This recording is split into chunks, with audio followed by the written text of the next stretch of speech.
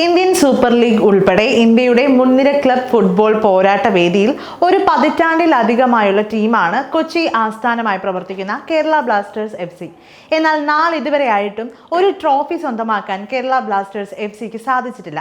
2024-25 സീസണിൽ സ്വീഡിഷ് മുഖ്യ പരിശീലകനായ മൈക്കിൾ സ്റ്റാറയുടെ ശിക്ഷണത്തിലാണ് കേരള ബ്ലാസ്റ്റേഴ്സ് FC ഇപ്പോൾ ഉള്ളത്.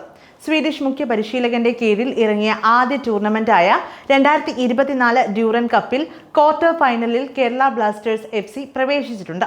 മൈക്കിൾ സ്റ്റാറയുടെ ശിക്ഷണത്തിൽ കേരള ബ്ലാസ്റ്റേഴ്സ് FCയുടെ മാറ്റവും പ്രതീക്ഷയും വെളിപ്പെടുത്തുകയാണ് മിഡ്ഫീൽഡറായ ഡാനിഷ് ഫറൂഖ് ഭട്ട്.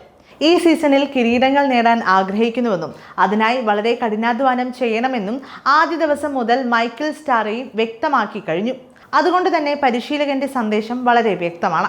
ഞങ്ങൾ ഇതുവരെ പരമാവധി ശ്രമിക്കുന്നു, വളരെ കഠിനാധ്വാനം ചെയ്യുന്നു, എല്ലാവരും നല്ല ആക്രമണ ഫുട്ബോൾ കളിക്കുന്നതിൽ വളരെ ശ്രദ്ധ കേന്ദ്രീകരിക്കുന്നു എന്നെല്ലാമാണ് ഡാനിഷ് ഫറൂഖ് ഭട്ട് പറഞ്ഞത്. 2024 ഡ്യൂറൻ കപ്പ് കിരീടം ഉയർത്താനുള്ള കേരള ബ്ലാസ്റ്റേഴ്സിന്റെ സാധ്യതകളെക്കുറിച്ചും ഡാനിഷ് ഫറൂഖ് വാചാലനായി. ഞങ്ങൾ ഇതുവരെ വളരെ നന്നായി കളിച്ചിട്ടുണ്ട്, ഓരോ കളിക്കാരനും പരമാവധി ശ്രമിക്കുന്നുമുണ്ട്, കപ്പ് നേടാൻ പരമാവധി ശ്രമിക്കുന്ന മറ്റ് ടീമുകളുമുണ്ട്. കേരള ബ്ലാസ്റ്റേഴ്സ് FCക്ക് കപ്പ് നേടാനുള്ള നല്ല അവസരമുണ്ട്.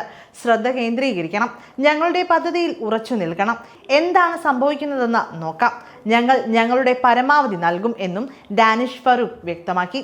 ഡ്യൂറൻ കപ്പ് ടൂർണമെന്റിൽ ഞങ്ങൾ ഇതുവരെ വളരെ നന്നായി കളിക്കുന്നുണ്ട്. ഒരു മാസത്തിലേറെയായി ഞങ്ങൾ ഒരുമിച്ചാണ്.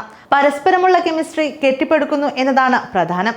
തായ്ലാൻഡിൽ പ്രീ സീസൺ സന്നാഹം വളരെ നല്ലതായിരുന്നു എന്നും 2024 ഡ്യൂറൻ കപ്പിൽ കേരള ബ്ലാസ്റ്റേഴ്സിന്റെ പ്രകടനം വിലയിരുത്തി ഡാനിഷ് പറഞ്ഞു.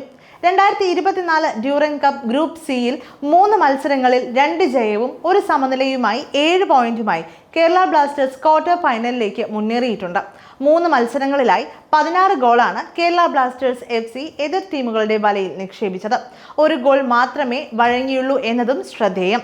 അടിച്ച 16 ഗോളിൽ 8 എണ്ണം മുംബൈ സിറ്റി FCക്കെതിരെയും 7 എണ്ണം CISF പ്രൊട്ടക്ടേഴ്സിന് എതിരെയുമായിരുന്നു. ശേഷിച്ച 1 ഗോൾ പഞ്ചാബ് FCക്ക് നേർക്കുള്ള പോരാട്ടത്തിലും. പഞ്ചാബ് FC മാത്രമാണ് കേരള ബ്ലാസ്റ്റേഴ്സ് വലയിൽ പന്തെത്തിച്ചത്.